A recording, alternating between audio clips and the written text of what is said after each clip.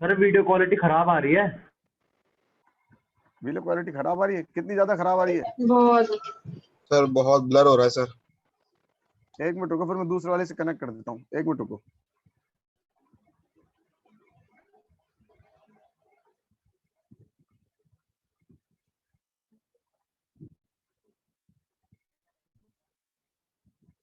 और एक आ रहा है अब ये दोबारा स्ट्रिक्टली डिक्रीजिंग, और एक हमारे पास होता है मोनोटोनिक डिक्रीजिंग।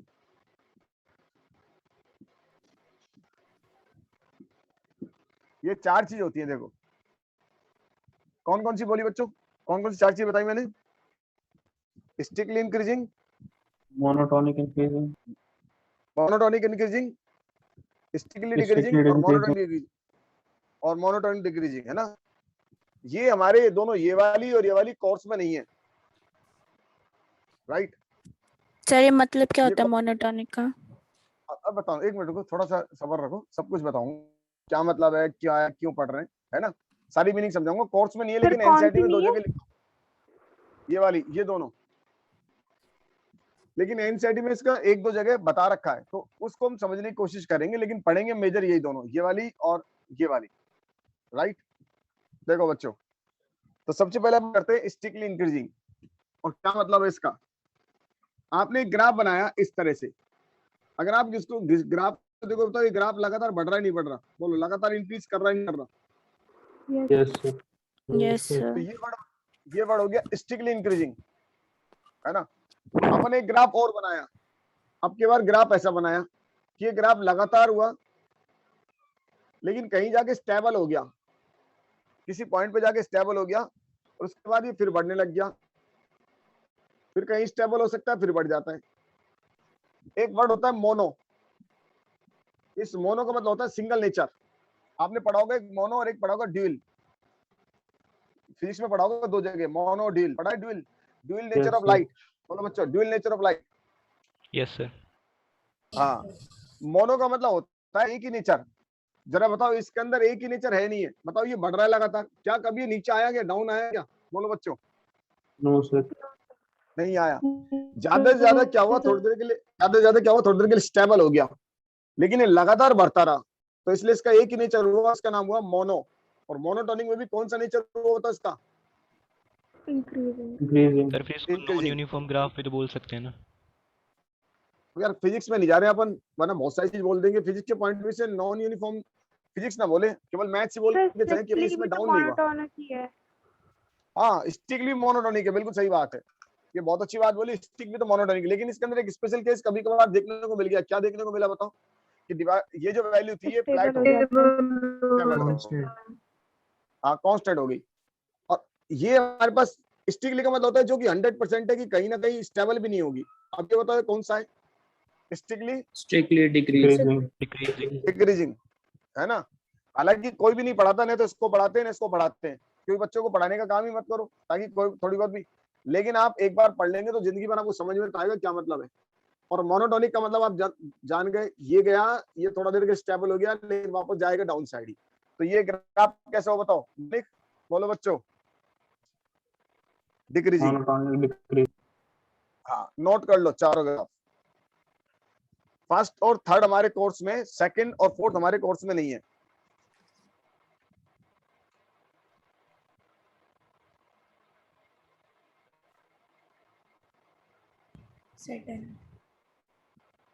डन।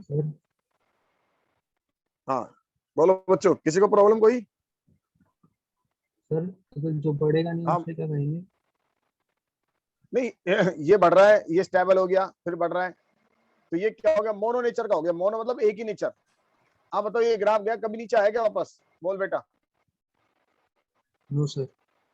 नहीं आया, तो इसका नेचर कैसा है? एक ही तरह का नेचर है, और जिसमें एक ही तरह का नेचर उसको बोलते हैं मोनो। अगर आप इसको नहीं भी पढ़ेंगे तो भी काम चल जाएगा, लेकिन कभी फ्यूचर में आपने कहीं सुन लिया, मान लो अब आईआईटी वाले बच्चे तो सुनना चाहेंगे, उनके तो कोर्स में है, आईआईटी में भी है, फिर दूसरी बात हमारे एनसीईआरटी में एक दो जगह इसका डिस्कशन भी है, तो पढ़ने में कोई दिक्कत नहीं है। ज्यादातर हम फर्स्ट और थर्ड ही पढ़ेंगे, लेकिन फिर भी बता तो दूं। देखो बच्चों, अब यहाँ से स्टार्ट करते हैं, ताकि सर कभी, हाँ बोल बेटा। सर कोई डिसकंटिन्यूअस ग्राफ भी हो सकता है, इंक्रीजिंग या डिक्रीजिंग। होता है लेकिन अपने यहाँ कोर्स में नहीं है, 12th में, ठीक है। आईआईटी में पूछना, आईआईटी में इतने इतना पढ़ाऊंगा, इतने दिखाऊंगा कि आप परेशान हो जाओगे। डिसकंटिन्यूअस, कंटिन्यूअस सब अलग अलग पढ़ाऊंगा, ठीक है। यस सर कांस्टेंट भी होता है क्या? हाँ कांस्टेंट ग्राफ तो हो जाएगा, लेकिन कांस्टेंट इस चैप्टर का पोर्शन नहीं होगा, हमारे 12th का पोर्शन नहीं होगा, ठीक है। Okay sir.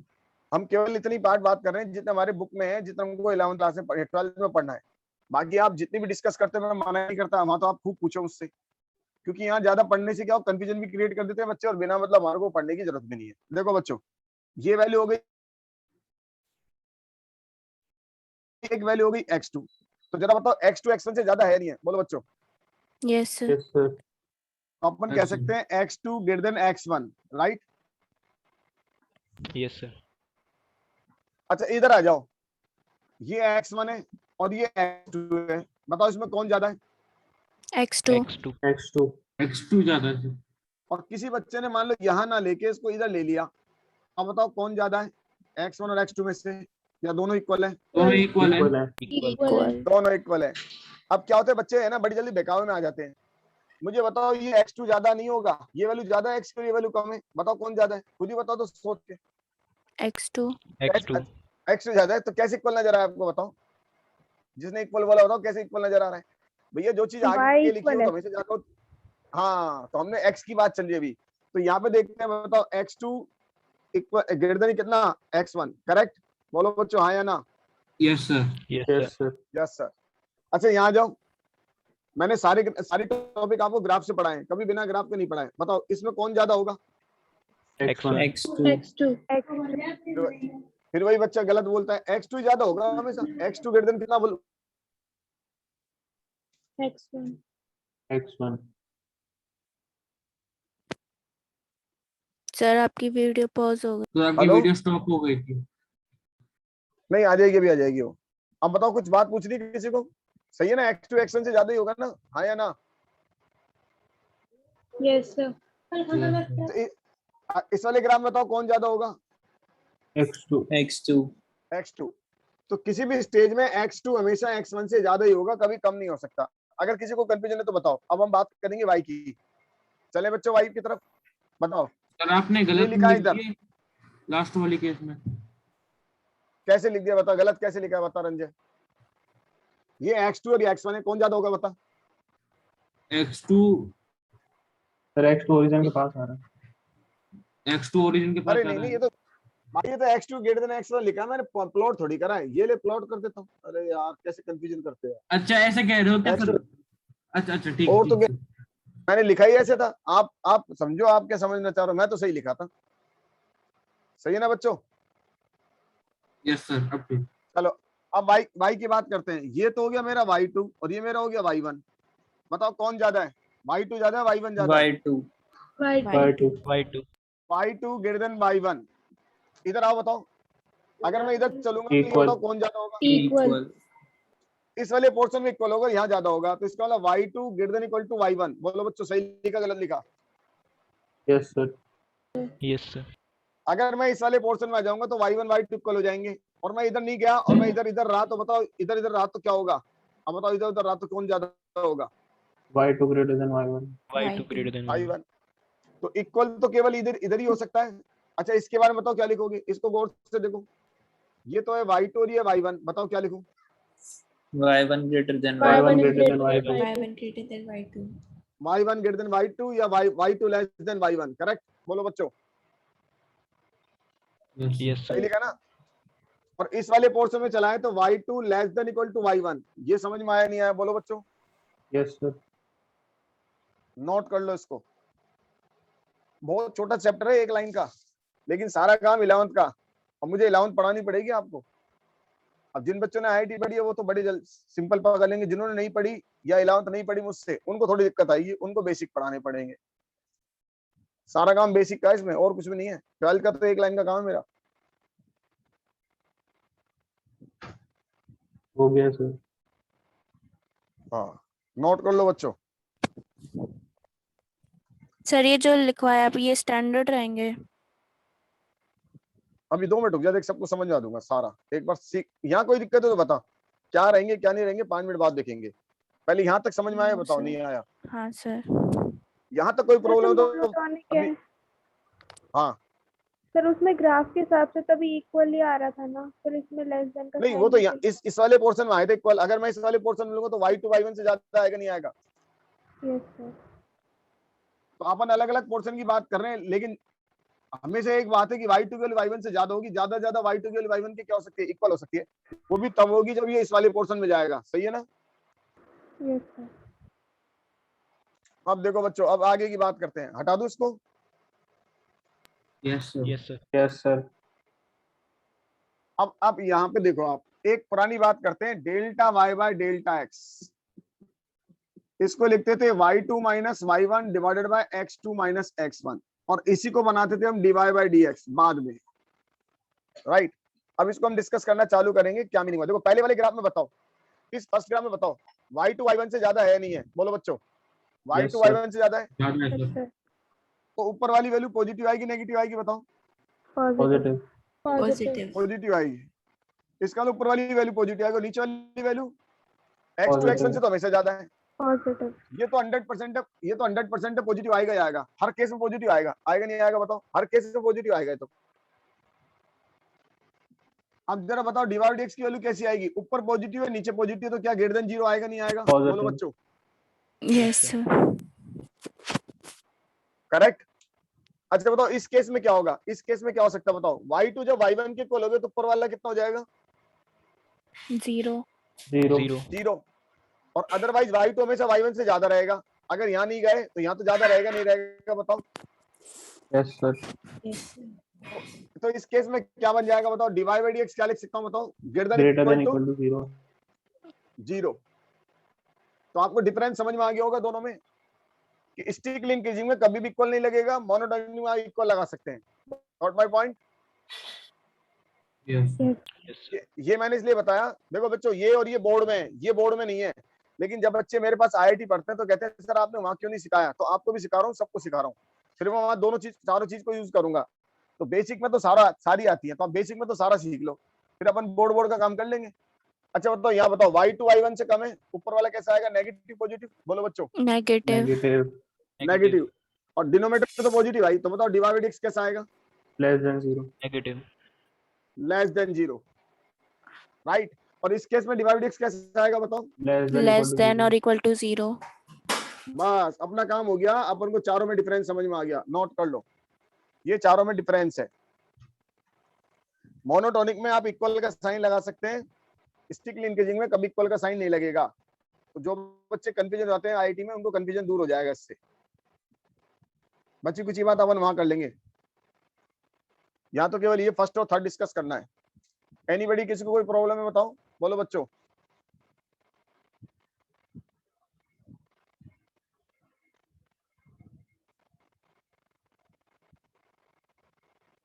बाकी काम मुझे 11th का सिखाना है, 12th का काम मैं करा चुका।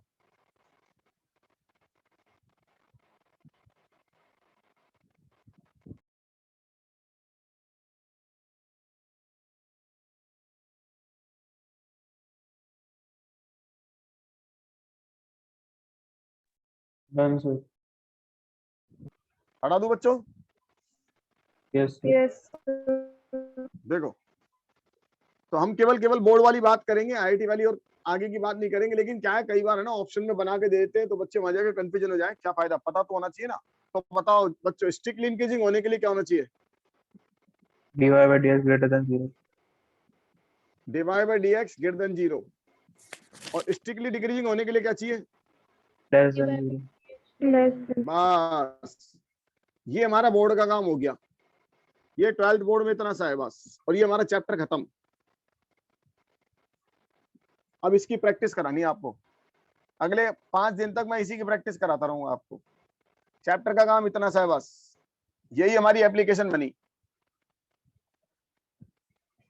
Divide by dx greater than 0, increasing, divide by dx less than 0, decreasing. अब आपकी गलतियां सुधारनी है और 11 सुधारनी है। 12 तो सुधर गई।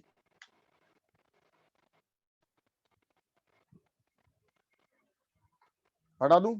बोलो बच्चों। Yes, sir. यस। चलिए देखो अब क्वेश्चन कैसे कैसे स्टार्ट होंगे, क्वेश्चन समझाते हैं। लिखो, find the interval in which function fx x cube minus 3x plus 5 is number 1 increasing और number 2 decreasing।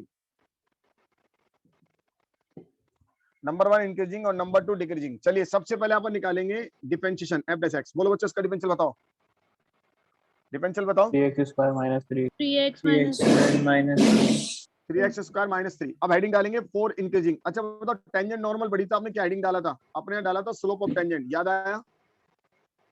Yes sir. Yes. अब यहाँ अब मैं टॉपिक पढ़ रहा हूँ तो मैंने हेडिंग डाल दी 4 इंक्रीजिंग। अब इंक्रीजिंग होने के लिए बताओ dy/dx क्या होना चाहिए? greater than 0, More greater than than 0, greater than 0। तो 3x square minus 3 greater than 0। इसमें से 3 कॉमन ले लें, x square minus 1 greater than 0। 3 से तो डिवाइड कर देंगे तो x square minus 1 greater than 0। अब बताओ इसको कैसे सोल्व करेंगे? बोलो बच्चों। तो मैं आपको बताता हूँ बच्चे कैसे करके आते हैं, गलत सलत प्रैक्टिस। इसको इधर भेज देते हैं और लिखते हैं x स्क्वायर ग्रेटर देन 1, फिर लिखते हैं x greater than equal two plus minus 1। ऐसे बताओ ये स्टेप सही है गलत है? बोलो बच्चों। गलत है सर। गलत गलत सही है। है। अब अरंजब समझ में आ गया हम कैसी गलती करते थे? हाँ सर, पहले अब आईटी ये पढ़ने ऐसे लिख के आते हैं, अब भी बच्चे लिख के आते हैं, बोर्ड वाले बच्चे। सर से सीपी लेके करेंगे। हाँ देखो निकल आए आईटी वाले बच्चे से मुंह में, सीपी लेके a करेंगे। प्लस और बी जिन्होंने माइनस बोर्ड लगा फ्री करेंगे इसमें। नहीं हाँ तो लगा देंगे। अब इसको कैसे सोल्व करेंगे? इसको सोल्व करने का तरीका x माइनस 1 और x प्लस 1 ग्रेटर देन 0 और क्रिटिकल पॉइंट लगाएंगे। अभी समझाऊंगा बाकी बच्चों को। जो बच्चे जानते हैं एक बार वहां कर ले, बाकी को मैं समझाना चालू कर दूंगा। तो इसका हम लिखेंगे प्लस माइनस प्लस और ग्रेटर देन 0 देखो यहाँ है और ग्रेटर देन 0 यहाँ है। बताओ आंसर क्या आएगा? बोलो बच्चों। सर माइनस इनफिनिटी से -1 माइनस 1 यूनियन 1 से इंफिनिटी। माइनस इनफिनिटी से 1 से माइनस 1 इंफिनिटी, माइनस इंफिनिटी से माइनस 1 यूनियन 1 से इंफिनिटी। किसका आंसर आया बताओ? ये और इंक्रीजिंग इंक्रीजिंग का और डिक्रीजिंग का आंसर में लेस देन 0 तो लेस देन 0 वाला पोर्शन बताओ कौन सा आएगा? -1 से 1 हो जाएगा। और ये मेरा चैप्टर हो गया। अब आपको समझ में आ गया। अब कुछ बच्चों को प्रॉब्लम आ रही होगी, सर ये नहीं समझ में आ रहा। अब ऐसे कितने बच्चे जरा बताओ जिनको ये नहीं आता? नहीं आया सर। हाँ नहीं आया। बस मुझे तो एक छोटा सा काम करना है। अब वो सारे बच्चे क्लास से जा सकते हैं जिनको ये नहीं आता, जिनको आता है। बाकी बच्चे बने रहे। कल मैं आपको इसको कल मैं सिखाऊंगा, आप एंजॉय करें। आज मैं इनको इनइक्वालिटी सिखाऊंगा। अगर किसी को पढ़ना है एक्स्ट्रा रिवाइज कर ले। हैं क्या बोला बेटा? लीव कर दे। नहीं अगर आपको दोबारा सीखना है तो सीख ले, नहीं तो अपने स्टडी करें, कुछ भी एंजॉय करें। और सीखना तो दोबारा पढ़ सकते हैं मेरी तरफ से। मैं तो इनइक्वालिटी पढ़ाऊंगा क्योंकि मेरे को मालूम है अगर ये नहीं पढ़ाऊंगा तो गड़बड़ होगी। अगर आपको एंजॉय करना है तो आप एंजॉय करें, और यदि आपको दोबारा डिस्कस करना है तो डिस्कस करें। ठीक है, बस उन जो बच्चों को नहीं आता उनको सीखने दे बस। मैंने तो आपसे पहले कहा था मेरा काम तो छोटा सा है, 12th का काम तो छोटा सा है, बाकी सारा काम ये है 11th का। 11th का काम सिखाऊंगा आज मैं। अगर किसी को जाना चाहे तो जाए, टाइम खराब नहीं करें। आईआईटी वाले बच्चे तो क्विट कर जाएं, वो तो टाइम खराब नहीं करें, अपने आईआईटी की प्रैक्टिस करें बच्चों। आईआईटी वाले बच्चे 100% निकल जाएं, वो अपने आईआईटी की प्रैक्टिस करें, वो टाइम खराब नहीं करें, ये देखने ना बैठे क्या हो रहा है। सर मैं रुकूं क्या रिकॉर्ड करने के लिए क्लास? नहीं अपने अगर इसी पे रिकॉर्ड हो रही तो रुक जा, नहीं तो जा सकते हो। मतलब दूसरा बच्चा रिकॉर्ड कर लेगा तो क्लास रिकॉर्ड नहीं होगी ना फिर? अच्छा लीव तो और कुछ पढ़ ले, कॉपी पेन लेके पढ़ ले, इसको रिकॉर्डिंग होने दे। ठीक है बेटा, चलो ठीक है। और कुछ पढ़ ले, कॉपी पेन लेके बैठ जा। मैं इन बच्चों को संभाल लेता हूँ, बाकी को। ठीक है अच्छा सर, तो आप भी ओके। जा सकते हो, अरंजे जा सकता है, सर देवांश मैं जा चला सकता गया है। तो मेरे को मौसम के मजे लेने के लिए खींच लिया जाएगा, तो मैं यहाँ बैठा बैठा दूसरा पढ़ रहा हूँ। हाँ ऐसा कर सकते हो आप। बैठे बैठे कुछ अगर और जाना पढ़ चाहो तो जाओ। हाँ हाँ जैसे आपकी इच्छा हो, है ना। जय जय जा सकता है। ठीक है, किंजल जिया इनको सिखा देता हूँ। कोमल ने पढ़ लिया था लास्ट ईयर, लेकिन कोमल दोबारा सीख ले। सागर आपने पढ़ लिया ना बेटा ये वाला इनइक्वालिटी? हाँ सर। आप जा सकते हो, अपने मेहनत करो बेटा, बिना मतलब टाइम खराब करने से कोई सेंस नहीं।